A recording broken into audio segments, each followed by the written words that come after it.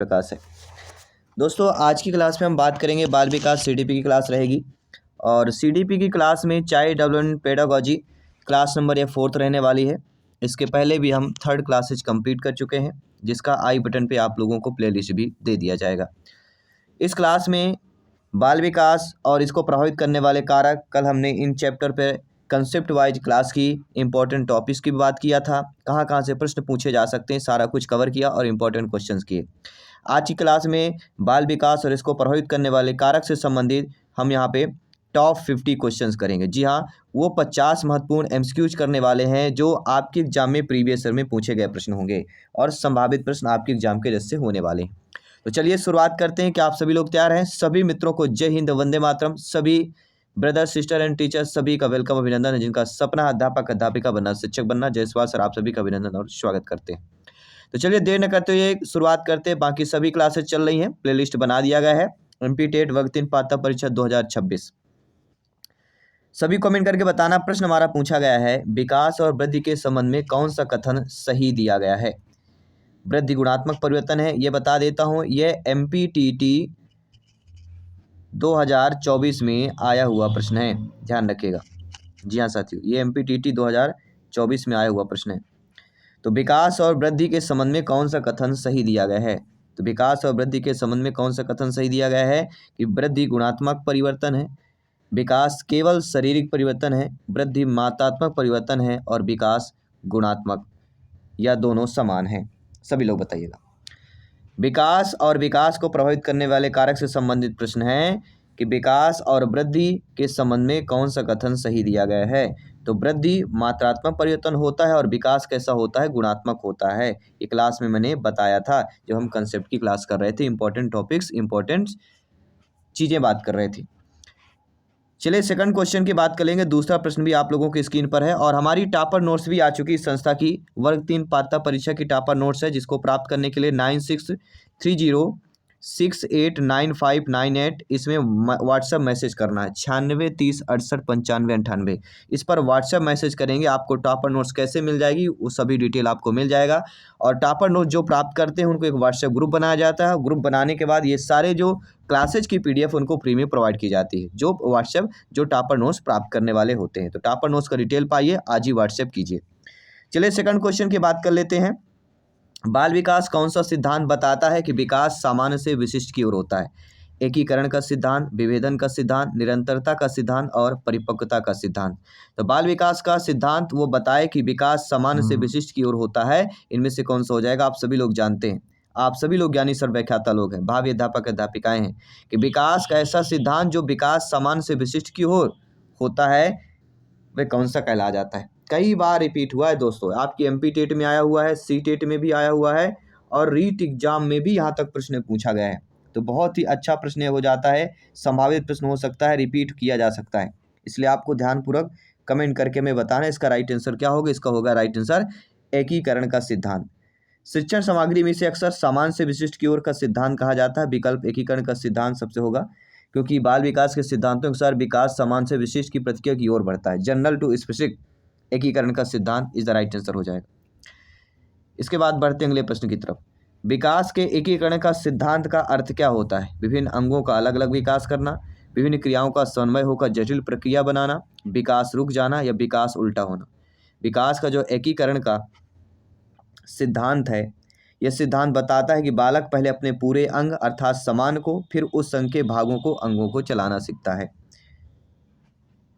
तो ये क्या हो जाएगा हमारा? इसमें भी कौन सा आंसर होगा? विभिन्न क्रियाओं का समन्वय होकर जटिल क्रिया बनाना,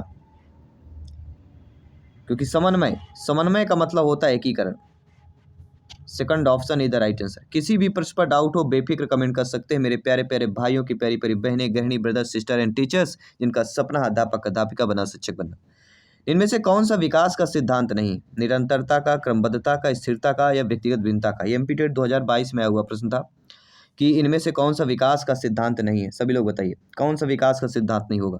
आपने निरंतरता का पढ़ा होगा, क्रमबद्धता का पढ़ा होगा, व्यक्तिगत भिन्नता का सिद्धांत पढ़ा होगा, लेकिन स्थिरता का सिद्धांत आपने नहीं पढ़ा होगा। इसलिए करेक्ट क्वेश्चन थर्ड ऑप्शन हमारा सही हो जाएगा। किसी भी प्रश्न पर डाउट हो बेफिक्र कमेंट करना है। अगला प्रश्न आप लोगों के स्क्रीन पर है। विकास की प्रक्रिया में संवेदनशील काल जो सेंसिटिव पीरियड होता है, इसका अर्थ क्या होता है? विकास का रुक जाना, सीखने के लिए विशेष अनुकूल समय, बीमारी का समय या मानसिक कमजोरी। सभी लोग बताइए। विकास की प्रक्रिया में संवेदनशील काल का अर्थ क्या होता है? सेंसिटिव पीरियड होता है और उसका अर्थ पूछा जाए एग्जाम में तो आपको क्या होगा? सभी लोग बताइएगा। मस्त 4 बेहतरीन लाजवाब ऑप्शन है। तो सीखने के लिए विशेष अनुकूल समय। विकास के दौरान संवेदनशील काल भी महत्वपूर्ण समय होता है जब मस्तिष्क विशिष्ट अनुभवों के प्रति अत्यधिक क्रियाशील होता है। जब विकास में एक सीमित अवधि पर अनुभव के प्रभाव विशेष रूप से मजबूत होते हैं, उन्हें संवेदनशील कहते हैं। और इस संवेदनशील को नड्सन ने परिभाषित किया है। कौन? नड्सन ने 2004 में परिभाषित किया है कि संवेदनशील अवधियों को इस प्रकार परिभाषित किया कि जब विकास में एक सीमित अवधि पर अनुभव के प्रभाव विशेष रूप से मजबूत होते हैं तो उन्हें संवेदनशील कहा जाता है। तो इन चीज़ों को समझते चलना है। अगला प्रश्न है, इनमें से कौन सा कथन जो है विकास के बारे में सही दिया गया है? तो विकास सभी लोग जानते हैं, विकास क्रमिक और निरंतर चलने वाली प्रक्रिया होती है। ये सी टेट में आया हुआ प्रश्न है, ध्यान रखिएगा। अगला प्रश्न है, ये भी इंपॉर्टेंट क्वेश्चन है जो दिया गया है। बालक के विकास में परिपक्वता, जी हाँ, मैच्योरेशन का कहते हैं बच्चा मैच्योर है। जो पर्सन मैच्योर हो जाता है, लड़का लड़की, वह समझने लगता है, अपने लाइफ के बारे में डिसीजन लेने लगता है। तो बालक के विकास में उसी को हम परिपक्वता बोलते हैं। तो मैच्योरेशन, परिपक्वता का संबंध किससे होता है? वातावरण, शिक्षा, जैविक या सामाजिक अनुभव। चारों अपने आप में बेस्ट हैं, लेकिन चारों में से हमें एक ही ऑप्शन को सेलेक्ट करना है और उसका आंसर बताना है। तो बालक के विकास में परिपक्वता का जो अर्थ होता है वो क्या होगा? जैविक परिवर्तन कहला जाएगा। क्योंकि कहीं ना कहीं जैविक शब्द आपको इन तीनों से अलग दिखा होगा। तो अगर हमें राइट आंसर नहीं पता तो ये देखना कौन सा ऑप्शन अलग दिख रहा है, डिफरेंट आपको कौन सा दिख रहा है, उस ऑप्शन को हम चयन कर सकते हैं, उस ऑप्शन को हम सटीक आंसर लगा सकते हैं। और निगेटिव पॉजिटिव ये चीज़, काफ़ी सारी चीज़ें होती, थोड़ी थोड़ी चीज़ें को नॉलेज में बढ़ाइए और यही थोड़ी थोड़ी चीज़ें आपको सिलेक्शन की ओर ले जाएंगी। विकास की प्रक्रिया में व्यक्तिगत भिन्नता का मुख्य कारण क्या होता है? समान वातावरण होगा, समान शिक्षा, अनुवांशिक वातावरण का अंतर होगा, केवल संस्कृति। देखिए, केवल तो हो नहीं सकता, अब दोनों में समान वातावरण, समान शिक्षा, ये भी नहीं हो सकता। तो बचता हमारा थर्ड ऑप्शन, अनुवांशिकता और वातावरण का अंतर। तो विकास की प्रक्रिया में व्यक्तिगत भिन्नता का मुख्य कारण होता है उस बच्चे की अनुवांशिकता और उस बच्चा जहाँ रह रहा होता है, जहाँ सीख रहा होता है, वातावरण, इन दोनों का अंतर इंपॉर्टेंट हो जाता है। सभी लोग समझ गए? बढ़ते अगले प्रश्न की तरफ। अगला प्रश्न भी आप लोगों की स्क्रीन पर है। बाल विकास का सिद्धांत जो बताता है कि विकास सिर से पैर की ओर होता है। समीपस्थ दूर सिद्धांत, शीर्षपात, निरंतरता का सिद्धांत या समग्र सिद्धांत। अगर इसकी थर्ड नंबर या इसकी पिछली क्लासेज आपने देखा होगा तो हमने बताया था उसके बारे में, सिफेलो काउडल के बारे में चर्चा की थी। तो बाल विकास का सिद्धांत हमें क्या बताता है? विकास सिर से पैर की ओर होता है, सिफेलो काउडल, जिसे हम शीर्षगामी सिद्धांत बोलते हैं। तो शीर्षगामी सिद्धांत अर्थात शीर्षपाद का सिद्धांत, या इसे शीर्षगामी भी सिद्धांत बोलते हैं, इसे सेफेलो काउडल बोलते हैं, इसे सिर से पैर की ओर सिद्धांत बोलते हैं। ठीक है, किसी भी प्रकार से आए आपसे बनना चाहिए, क्योंकि सिलेक्शन यहाँ पर साथियों सर्वोपरि है। अगला प्रश्न देख लेते हैं, आप लोगों की स्क्रीन पर है कि विकास के समीप दूरस्थ सिद्धांत के अनुसार विकास सिर से पैर की ओर होता है। तो विकास सिर से पैर की ओर सेफेलो काउडल में होता है, लेकिन समीपस्थ दूर के सिद्धांत अगर आ जाए वो शीर्षगामी में, सिर से पैर शीर्षगामी में होता है, समीप और सेफेलो काउडल सिर से पैर। लेकिन जब आपका समीप दूरस्थ सिद्धांत की चर्चा की जाए तो फिर विकास केंद्र से बाहर की ओर होता है। क्या होता है? केंद्र से बाहर की ओर। दो ही पूछा जाता है, समीप दूरस्थ सिद्धांत या शीर्षगामी सिद्धांत। तो शीर्षगामी में सिर से पैर और समीप दूरस्थ में केंद्र से बाहर की ओर, ये चीजें आपको ध्यान देना। बालक के विकास में आनुवंशिकता का अर्थ क्या होता है? जी सभी लोग बताइएगा कि बालक के विकास में आनुवंशिकता का अर्थ क्या होता है? आनुवंशिकता अर्थात समाज का प्रभाव, माता पिता से मिलने वाले गुण, विद्यालय का प्रभाव या मित्रों का प्रभाव हो जाएगा। तो मेरे प्यारे मित्र, सभी लोग जानते हैं कि बालक के विकास में आनुवंशिकता का अर्थ ये होता है माता पिता से मिलने वाले गुण। Second option is the right answer. ये यूपी टेट में आया हुआ प्रश्न था। अगला, विकास की कौन सी विशेषता यह बताती है कि विकास एक ही गति से नहीं होता है। जी हाँ साथियों, बहुत अच्छा प्रश्न है, बेस्ट क्वेश्चन अभी तक हम इसे कह सकते हैं कि विकास की कौन सी विशेषता यह बताती है कि विकास एक ही गति से नहीं होता। निरंतरता, क्रमबद्धता, विकास दर में भिन्नता या समानता। तो आप सभी लोग जानते हैं विकास की ऐसी विशेषता जो विकास में एक गति से नहीं होता है, ये हमें बताना है। तो विकास एक समान गति से नहीं होता, यह जीवन भर अलग अलग दर से चलता है। इसकी प्रमुख काफ़ी सारी एग्जाम्पल्स भी होते हैं और कई बार यह पूछी जाती है एग्जाम में, कई बार पूछा भी गया है। तो विकास दर में क्या होता है, जब एक समान नहीं होते तो हम उसे बोलेंगे विकास की दर में क्या होती, भिन्नताएं होती हैं। विकास की दर में भिन्नता होती है अर्थात विभिन्न चरणों में भिन्न होता है। व्यक्तिगत भिन्नता होती है अर्थात हर व्यक्ति में अलग अलग होता है। विकास का सर्पिल आकार का होता है, रैखिक नहीं होता, ये भी जान लीजिए। विकास कैसे होता है, सर्पिल के आकार का होता है, सर्पिलाकार विकास होता है। ठीक है, विकास रैखिक नुमा नहीं होता है, तो रैखिक नहीं होता है, सर्पिलाकार होता है। इन सारी चीज़ों को समझेंगे तभी एग्जाम को फतेह कर पाएंगे। इनमें से कौन सा विकास का बाह्य कारक है। देखिए, विकास जीन, हार्मोन, क्रोमोसोम, ये हमारे क्या होते हैं, बॉडी के अंदर होते हैं। इसको हम कौन से क्या बोल सकते हैं, इसको हम आंतरिक कारक बोल सकते हैं, ये हमारे आंतरिक कारक है। लेकिन पोषण ये क्या है, बाहरी कारक। पोषण हम बाहर से ग्रहण करते हैं, मुख के द्वारा हम ग्रहण करते हैं। ठीक है, तो पोषण यहाँ पे बाहरी कारक हो गए, जीन, हार्मोन, क्रोमोसोम ये तीनों आंतरिक हो जाएंगे। तो एक ही क्वेश्चन में दो हमारे प्रश्न और उत्तर मिल जाते हैं। बाल विकास में वातावरण का अर्थ क्या होता है, तो केवल तो आप निगेटिव मान ही देना है, केवल, बस हमारा थर्ड ऑप्शन राइट आंसर मिल गया, बिन पढ़े लिखे। भौतिक, सामाजिक और सांस्कृतिक परिस्थितियाँ। बाल विकास का वातावरण का अर्थ ही होता है भौतिक, सामाजिक और सांस्कृतिक परिस्थितियाँ। अगला प्रश्न है, विकास की प्रक्रिया में निरंतरता का अर्थ क्या होता है। विकास अचानक होता है, एक समान रहता है, धीरे धीरे चलता है या विकास रुक जाता है। विकास की प्रक्रिया में निरंतरता पूछा जा रहा है, निरंतरता अर्थ होता है धीरे धीरे चलता रहता है, मतलब रुकता नहीं है, चलता रहेगा, चलते रहना मतलब। ठीक है, अगला प्रश्न, विकास का कौन सा सिद्धांत बताता है कि पहले समान प्रतिक्रिया होती है फिर विशिष्ट होता है। ये भी प्रश्न अच्छा है। विकास का कौन सा सिद्धांत यह कहता है कि पहले समान प्रतिक्रिया होती है फिर विशिष्ट होता है। विभेदन, एकीकरण, परिपक्वता या निरंतरता का सिद्धांत। तो राइट आंसर क्या होगा, सभी लोग बताइए।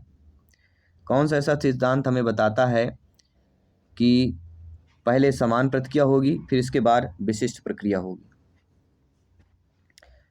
तो इसे हम समान से विशिष्ट का सिद्धांत बोलते हैं, और समान से विशिष्ट को सिद्धांत हमारा क्या कहता है, principle of general to specific person.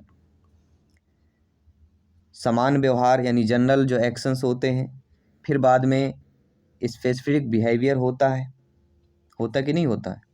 अक्सर आपने देखा होगा एक चीज़ पहले पूरी बाएं का इस्तेमाल करता है समान, फिर उंगलियों को इस्तेमाल करना विशिष्ट होता है।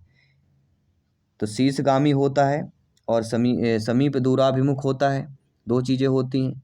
लेकिन यहाँ पे कौन सा आंसर सही होगा इनमें से, ये आपको हमें बताना है। चलिए सभी लोग थोड़ा सा माइंड में जोर डालिए, अगर आप अभी जोर डाल लेंगे तो एग्जाम में काम आएगा, क्योंकि माता पिता के सपने को साकार करना है तो आज मेहनत कर लीजिए। आज का मेहनत कल की सफलता निश्चित तय करती है, इसलिए विभेदन सिद्धांत इज द राइट आंसर। बाल विकास सिद्धांतों के अनुसार विभेदन का सिद्धांत प्रिंसिपल ऑफ डिफरेंशिएशन ये बताता है कि बच्चा पहले किसी भी उत्तेजना के प्रति समान प्रतिक्रिया देता है, उसके बाद धीरे धीरे उसकी प्रतिक्रियाएं विशिष्ट की ओर बढ़ती जाती हैं। चलिए बढ़ते हैं अगले प्रश्न की तरफ। अगला प्रश्न प्यारा सा है कि बाल विकास में सबसे महत्वपूर्ण प्रारंभिक वातावरण कौन सा होता है। विद्यालय, परिवार, समाज या मीडिया। तो प्रथम तो सभी लोग जानते हैं, कई बार जिक्र हो गया है, कल भी हमने जिक्र किया था। तो पहला तो परिवार ही होता है, ये जान लीजिए। ठीक है, प्राथमिक एजेंसी, द्वितीयक एजेंसी ऐसे ऐसे करके भी पूछी जाती है, तो एक प्रश्न इससे आता है। विकास की प्रक्रिया में क्रिटिकल पीरियड का अर्थ क्या होता है। ये भी अच्छा प्रश्न, बहुत अच्छा पूछ लिया गया है कि विकास की प्रक्रिया में क्रिटिकल पीरियड का अर्थ क्या होता है। विकास का अंत, विकास का महत्वपूर्ण समय। जी हाँ, विकास का महत्वपूर्ण समय। ये यूपीएससी लेवल के भी कई प्रश्न पूछे जाते हैं। क्रिटिकल पीरियड एक महत्वपूर्ण अवधि होती है, इसमें विशेष व्यवहार समान रूप से विकसित होने के लिए विशिष्ट पर्यायवाची प्रभावों के प्रति विशेष रूप से संवेदनशील होना पड़ता है। तो विकास का महत्वपूर्ण समय माना जाता है। अगला प्रश्न, इनमें से कौन सा कारक मानसिक विकास को प्रभावित करता है? ऐसा कारक बताइए साथियों जो आपके मानसिक विकास को प्रभावित करे। तो मानसिक विकास को प्रभावित करने वाला कारक शिक्षा भी है, पोषण भी है और वातावरण भी है। अर्थात उपरोक्त सभी ऑप्शन जो दिया गया है वह हमारा यहाँ पे सही हो जाएगा। ठीक है, नो डाउट। बढ़ते अगले प्रश्न की तरफ कि बालक का विकास किसके संयुक्त प्रभाव से होता है? तो बालक का बाल विकास में जो है अनुवांशिकता, वातावरण दोनों के संयुक्त के प्रभाव से होता है, इसलिए थर्ड ऑप्शन सही जाएगा। केवल तो निगेटिव दिया गया तो ये तो हो ही नहीं सकता है, तो केवल नेगेटिविटी का संकेत दे देता है। विकास का कौन सा सिद्धांत बताता है कि सभी बच्चे एक समान गति से विकसित नहीं होते? व्यक्तिगत विभिन्नता का सिद्धांत। क्या हो जाएगा? व्यक्तिगत विभिन्नता का सिद्धांत बताता है। ये सारे वो प्रश्न हैं जो प्रीवियस ईयर में पूछे गए प्रश्न हैं इस टॉपिक से। बालक के विकास में हार्मोन का प्रभाव किस पर अधिक होता है? ये भी बहुत अच्छा प्रश्न है कि बालक के विकास में हार्मोन का प्रभाव किस पर अधिक पड़ता है? सामाजिक विकास, जैविक विकास, सांस्कृतिक विकास या नैतिक विकास पर? तो बालक के शारीरिक विकास की लंबाई, हड्डी मजबूत होती है, इसे ग्रोथ हार्मोन बोलते हैं, जीएच हार्मोन, इसका प्रभाव सबसे अधिक होता है। तो इनमें से कौन सा हो जाएगा? जैविक विकास। ठीक है, नो डाउट सभी लोग समझ गए। बढ़ते अगले प्रश्न की तरफ। अगला प्रश्न हमारे स्क्रीन पर है कि विकास की प्रक्रिया में अनुकरण का संबंध किससे होता है? जो विकास की प्रक्रिया होती है उसमें एक अनुकरण होता है और अनुकरण का संबंध होता है सामाजिक अधिगम से, क्योंकि बच्चा अनुकरण कर सीखेगा तो किससे सीखेगा? किससे सीखेगा अनुकरण करके? तो समाज से। तो सामाजिक इज द राइट आंसर हो जाएगा।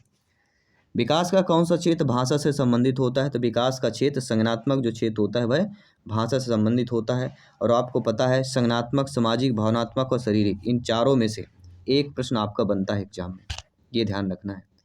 सभी ध्यानपूर्वक कमेंट करते रहिएगा मेरे सभी ब्रदर, सिस्टर एंड टीचर्स।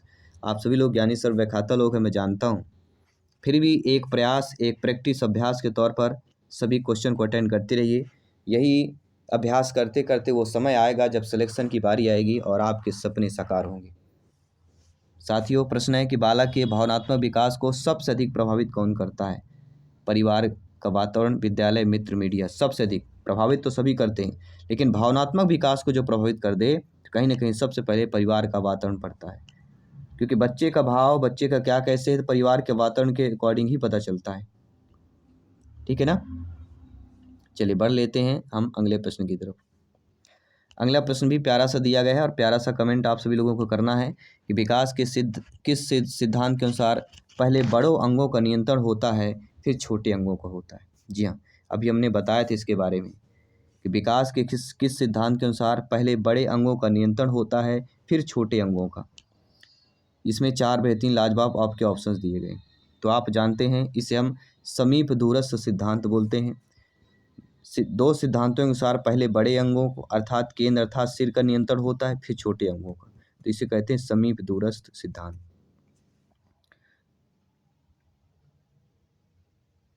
केंद्र से बाहर की ओर होता है विकास का वो सिद्धांत जो सबसे पहले बड़े अंगों को नियंत्रित करता है फिर छोटे अंगों को नियंत्रित करता है। देखिए समीप दूरस्थ सिद्धांत हमें क्या बताता है? समीप दूरस्थ सिद्धांत हमें बताता है विकास केंद्र से बाहर की ओर हो रहा है। शीर्षपात जो हमें क्या बताता है, जिसे हम मस्तकाधोमुखी सिद्धांत भी बोलते हैं, शीर्षगामी सिद्धांत भी बोलते हैं, ये सिर से पैर की ओर होता है। ठीक है, तो इस प्रकार के एग्जाम में प्रश्न पूछ लिए जाते हैं और कभी कभी जानते हुए भी इंसान कंफ्यूज हो जाता है। इंसान जानता है इसका आंसर क्या है, लेकिन फिर भी एग्जाम कितना प्रेशर होता है कि इनको कन्फ्यूजन क्रिएट हो जाता है। ठीक है, तो विकास शरीर से केंद्र अर्थात धड़ से बाहर की ओर, हाथ पैर उंगलियों की तरफ होता है। तो ये पहले बड़े अंगों का फिर नियंत्रण छोटे अंगों का, तो पहला ऑप्शन यहाँ पे ऑलरेडी आप लोगों का सही हो जाएगा। फिर अगला है बालक के विकास में सामाजिक विरासत का अर्थ क्या होता है? सामाजिक विरासत मतलब होता है संस्कृति और जो परंपराएं होती उसको हम सामाजिक विरासत बोलते हैं। इनमें से कौन सा कारक बालक के नैतिक विकास को प्रभावित करता है? तो परिवार, विद्यालय, समाज, ये सारे जो है बालक के नैतिक विकास को प्रभावित करेंगे। अगला है बाल विकास में संस्कृति का प्रभाव किस पर पड़ता है। तो बाल विकास में संस्कृति का प्रभाव व्यवहार में भी पड़ेगा, सोच में भी, जीवन शैली में भी पड़ता है, क्योंकि हम जहाँ रहते हैं, जहाँ की संस्कृति है, व्यवहार, सोच, जीवन शैली, इन सभी पर इसका प्रभाव पड़ता है। अगला प्रश्न देखिएगा, बाल विकास का अध्ययन मुख्यतः किस विषय का भाग कहला जाता है।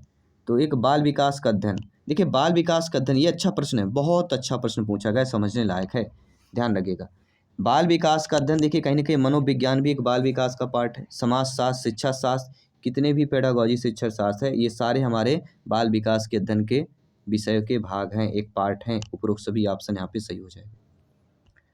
अगला प्रश्न है, विकास की प्रक्रिया का अंतिम लक्ष्य क्या होता है। कोई भी विकास की प्रक्रिया हो, उसका अंतिम लक्ष्य क्या होगा, क्योंकि आप सभी लोग कहीं ना कहीं शिक्षा से जुड़े हुए, पढ़ा रहे हैं, कहीं ना कहीं शिक्षा प्रदान कर रहे हैं बच्चों को, तो आपको पता होना चाहिए कि विकास की प्रक्रिया का अंतिम लक्ष्य क्या होता है। संतुलित व्यक्ति होता है। जो व्यक्ति संतुलित होता है, ठीक है, सोच समझ कर फैसले लेता है, सोच समझ कर बातें करता है, दृढ़ता से चीज़ों को समझता है, वो वही हमारा क्या कहला जाता है, विकास का अंतिम लक्ष्य हो जाता है। चलिए बढ़ते हैं अगले प्रश्न की तरफ। ये प्रश्न तो हो गया है ना, ये भी, इसको भी कर लेते हैं। बालक के विकास में सबसे महत्वपूर्ण संवेदनशील अवस्था, देखिए संवेदनशीलता की जहाँ भी बात की जाए तो एक ही नाम आता है, और वह होता है किशोरावस्था। लेकिन ध्यान रखिएगा, किशोरावस्था कहीं कहीं आपको दिखेगा, लेकिन बाल्यावस्था में भी होता है, ये भी हमें ध्यान देना है। अब आप बोलेंगे सर आप तो दोनों चीज़ें बातें कर लेते हैं, तो हम किसको सही माने। तो आपको सही मानना है प्रारंभिक बाल्यावस्था को, क्योंकि ये CTET में आया हुआ प्रश्न है, पहला ऑप्शन यहाँ पे सही हो जाएगा। अगला प्रश्न है कि बालक का सामाजिक विकास किससे प्रभावित होता है। देखिए परिवार से भी प्रभावित होगा, परिवार अच्छा होगा तो उसका सामाजिक विकास प्रभावित होगा, मित्र अच्छे होंगे तो सामाजिक विकास प्रभावित होगा, समाज अच्छा होगा तो सामाजिक विकास प्रभावित करेगा। अर्थात जो उपरोक्त सभी ऑप्शन दिया गया है वह यहाँ पे सही हो जाएगा। अगला, विकास का कौन सा सिद्धांत यह बताता है कि विकास निश्चित क्रम में होता है। निश्चित क्रम में होता है मतलब क्रम की बात हो गई, तो निश्चित क्रम मतलब क्रमबद्धता का सिद्धांत। ये तो सिंपल सा प्रश्न पर ही उत्तर दे दिया गया है, तो इसमें ज़्यादा घबराने की आवश्यकता ही नहीं है। अगला प्रश्न देखिएगा, बाल विकास में कौन सा क्षेत्र जो होता है जो सोचने और तर्क करने से संबंधित होता है। सामाजिक, संज्ञानात्मक, शारीरिक या नैतिक विकास। ये भी बहुत अच्छा प्रश्न है। बाल विकास का कौन सा क्षेत्र जो सोचने और तर्क करने से संबंधित होता है, वे कौन सा विकास कहलाएगा। बहुत अच्छा बेहतरीन प्रश्न है, ध्यान रखिएगा। अब देखते हैं कितने लोग कमेंट कर पाते हैं यहाँ पे। अगर आपने संज्ञानात्मक विकास में कमेंट किया है, बिल्कुल सही किया है। अगला जो प्रश्न है कि बालक के विकास में कुपोषण का प्रभाव पड़ता है। तो कुपोषण का प्रभाव शारीरिक विकास पर भी पड़ता है और मानसिक विकास भी पड़ता है। देखिए अगर आप अच्छा खाना खाएंगे तो शारीरिक हष्ट पुष्ट रहेगा, अच्छा खाना खाएंगे तो कहीं ना कहीं दिमाग भी तेज चलेगा, मानसिक चीज़ें भी सही रहेंगी। ठीक है, तो यहाँ पे थर्ड ऑप्शन दोनों पर सही हो जाएगा। नो डाउट सारी चीज़ें क्लियर हो रही हैं। किसी भी प्रश्न पर डाउट हो बेफिक्र आप लोग कमेंट कर सकते हैं, क्योंकि आपका अपना टीचर फैमिली है, TT फैमिली है। और टॉपर नोट्स मंगवाने के लिए आज ही आपको व्हाट्सएप मैसेज करना है 9630689598। इसमें व्हाट्सएप मैसेज करेंगे, आपको टॉपर नोट्स का डिटेल मिल जाएगी, कैसे आपको प्राप्त हो सकता है। बालक के विकास में आर्थिक स्थिति का प्रभाव किस पर पड़ता है। शिक्षा, पोषण, अवसर या सभी। देखिए बालक के विकास में आर्थिक स्थिति का प्रभाव, देखिए आर्थिक स्थिति की बात करें तो सभी लोग जानते हैं, अगर आर्थिक स्थिति सही है तो शिक्षा भी सही तरीके से हो सकती है, हेल्पफुल मिलती है, पोषण अच्छा खाने का मिलेगा, अवसर भी ज़्यादा मिलते हैं। तो उपरोक्त सभी ऑप्शन एक तो नेगेटिव है। अब आप बोलेंगे सर ये तो आर्थिक से संबंधित नेगेटिव हो जाएगा, लेकिन हमें ऑप्शंस को देख कर चलना है। अब तो प्रश्न तो पूछ लिया गया, क्योंकि मॉडरेट क्वेश्चन अब पूछे जाते हैं, आपकी सोच को परखा जाता है, ठीक है, समझा जाता है, ठीक है ना।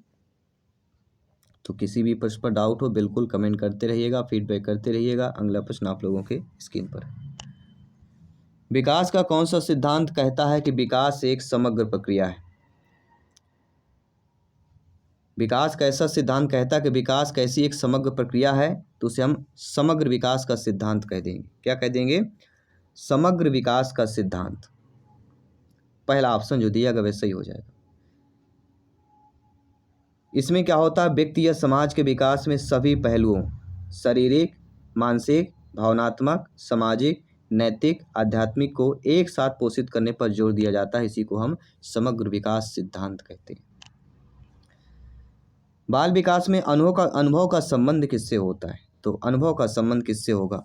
वातावरण, अनुवांशिकता, हार्मोन या जीन से? सभी लोग बताइए। ये भी बेहतरीन लाजवाब प्रश्न पूछा गया है और लाजवाब प्रश्न का उत्तर भी लाजवाब होना चाहिए। और मेरे प्यारे मित्र, मेरे सभी ब्रदर सिस्टर लाजवाब हैं और आपको इसलिए कमेंट आता है। बहुत बहुत धन्यवाद। आप लोग इस तरह कमेंट करते रहिए और एक दिन वो दूर नहीं होगा जब आपका सिलेक्शन होगा, और सिलेक्शन पाने के लिए हमें अभी से मेहनत करना पड़ेगा और जितना ज़्यादा मेहनत में लग जाएंगे उतना बेहतर होगा आपके उज्जवल भविष्य के लिए। तो बाल विकास में अनुभव का संबंध किससे होता है? सभी लोग बताइए। कई बार जिक्र हुआ इस प्रश्न पर और कई बार पूछा भी गया है, इसलिए सभी को समझकर उत्तर देना है और जवाब देना है। सभी लोग बताइए। देखते हैं कितने लोगों का आंसर आता है। बस 5 सेकंड और समय देंगे सभी लोगों को जवाब देने के लिए। बस ज़्यादा समय हम नहीं देने वाले हैं और देखते हैं आप लोग कितने लोग आंसर करते हैं। अगर वातावरण आपने किया है, बिल्कुल सही कर लिया है। बढ़ते हैं अगले प्रश्न की तरफ। चलिए 40 नंबर क्वेश्चन, विकास की प्रक्रिया किस आयु तक चलती है? तो विकास की प्रक्रिया पूरे जीवन भर चलती रहती है, जीवन पर्यंत चलता रहता है। बालक के विकास में सबसे पहला सामाजिक संपर्क किससे होता है? तो परिवार, फैमिली से होता है। ठीक है, प्राथमिक एजेंसी, द्वितीयक एजेंसी, तृतीयक एजेंसी, इनसे प्रश्न आता है। तो बस यही चीज़ है। बालक का नैतिक विकास किससे अधिक प्रभावित होता है? अनुकरण से, शिक्षा से, परिवार से, समाज से? चारों ऑप्शन आपको सही दिख रहे होंगे, लेकिन एक ही ऑप्शन है जो बिल्कुल A to Z आपको 1 नंबर देने वाला है, क्योंकि बालक का नैतिक विकास किससे अधिक प्रभावित होता है? तो अनुकरण के द्वारा जो बच्चा सीखता है वो अधिक प्रभावित होता है। विकास का कौन सा पहलू भावनाओं से संबंधित होता है? सभी लोग बताइए।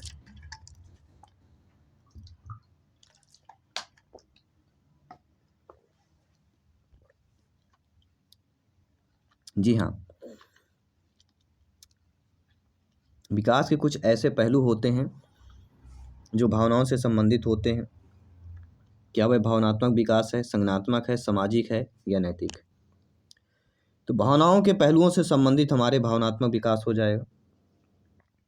और बता देता हूँ, भावनात्मक, संज्ञानात्मक, नैतिक, ये 3 ऐसे टॉपिक है जहाँ से इन टॉपिकों से एक प्रश्न जरूर पूछा जाता है। ध्यान रखिएगा। बालक के विकास में खेल का महत्व क्या है? ये CTET में आया हुआ प्रश्न है, ध्यान रखिएगा। तो बालक के विकास में खेल का महत्व क्या होता है? शारीरिक विकास, मानसिक विकास और सामाजिक विकास, इन तीनों का होता है। क्योंकि खेल के माध्यम से शारीरिक विकास भी होगा, मानसिक विकास भी होता है, सोचने की क्षमता बढ़ती है, और सामाजिक विकास, क्योंकि खेल एक व्यक्ति से नहीं होता है, समूहों में खेला जाता है, इसलिए सामाजिक विकास भी होता है। विकास की प्रक्रिया में समायोजन का अर्थ क्या होता है? संयोजन मतलब तालमेल बैठाना। कहते हैं ना, बिल्कुल कहीं नई जगह जा रहे हो पढ़ने, वहाँ पे संयोजन बना के रहिएगा, अपने तालमेल बना के रहिएगा, अपने ग्रुप, अपने साथियों से समायोजन बना के रहिएगा, तालमेल बना के रहिएगा। संयोजन मतलब तालमेल बनाना, मिलजुल कर रहना। बालक का बौद्धिक विकास किससे अधिक प्रभावित होता है? शिक्षा, वातावरण, अनुभव या उपरोक्त सभी से होता है। देखिए, बौद्धिक विकास की बात करेंगे, अर्थात बौद्धिकता की बात करेंगे, तो बौद्धिक विकास शिक्षा से भी प्रभावित होगा। अगर शिक्षा बेहतर होगा तो बौद्धिक विकास भी बेहतर होगा, वातावरण अच्छा होगा तो बौद्धिक विकास बेहतर होगा, और अनुभव होगा तो ये उपरोक्त सभी ऑप्शन जो दिया गया है वह सही हो जाएगा। नो डाउट सारी चीज़ें समझ में आ गई होंगी। बाल विकास का मुख्य उद्देश्य क्या होता है? देखिए, बाल विकास का मुख्य उद्देश्य होता है व्यक्तित्व का विकास करना, ये समझ लीजिए। बढ़ते हैं अगले प्रश्न की तरफ। बालक के विकास में सबसे महत्वपूर्ण भावनात्मक आवश्यकता क्या होती है? प्रेम और स्नेह, धन, शिक्षा या अनुशासन? सभी लोग बताइए। बहुत अच्छा प्रश्न ये भी पूछा गया है कि बालक के विकास में सबसे महत्वपूर्ण भावनात्मक आवश्यक प्रेम और स्नेह इज द राइट आंसर। चलिए देख लेते हैं अगला प्रश्न क्या गया है। अगला प्रश्न है, विकास के किस क्षेत्र में भाषा का सबसे अधिक योगदान है? संज्ञानात्मक, शारीरिक, जैविक या आर्थिक विकास? सभी लोग बताइए। इसमें हम 10 सेकंड को समय दे रहे हैं आप सभी लोगों को बताने के लिए, ठीक है।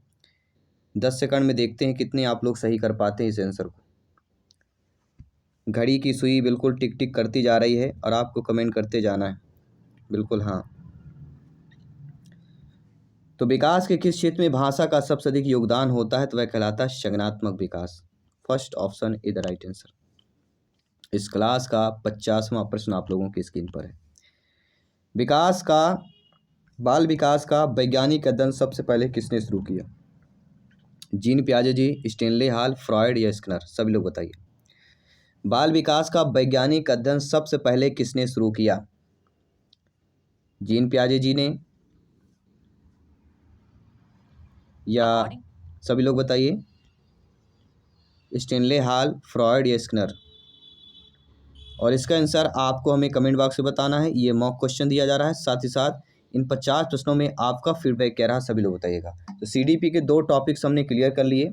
एक इंपॉर्टेंट चीज़ें बताते हैं, इंपॉर्टेंट टॉपिक बात करते हैं, क्वेश्चन करते हैं, फिर दूसरे दिन उसी से रिलेटेड हम प्रीवियस ईयर में पूछे गए प्रश्न करते हैं और संभावित प्रश्न करते हैं। तो आई होप ये क्लास आप लोगों को अच्छी लगी होगी। और डेली क्लासेज आपको 7 PM में मिल जाती है, और 7 PM 1 PM 2 टाइम क्लासेज की हैं, जो क्लासेज आपको अपलोड कर दी जाती है और कभी भी आप देख सकते हैं फ्री ऑफ कॉस्ट। और नोट्स पाने के लिए केवल व्हाट्सएप करना है। व्हाट्सएप करेंगे, नोट्स किस प्रकार से मिल सकती है आपको व्हाट्सएप में डिटेल मिल जाएगा। कॉल करने की ज़रूरत नहीं है, व्हाट्सएप जैसे करेंगे सारा डाटा आपको मिल जाएगा। और ये टॉपर नोट्स 10 से 12 जो प्रीवियस ईयर में सिलेक्शन पा चुके शिक्षक हैं, जो टॉपर रह चुके हैं हमारे, उनके द्वारा मार्गदर्शन के द्वारा उन टॉपिकों को कवर करके एमसीक्यूज देकर कंसेप्ट मिलाकर नोट्स बनाया गया है। धन्यवाद सभी का। जय हिंद, वंदे मातरम। मिलता हूँ आपके अगले क्लास पे। जय हिंद साथियों।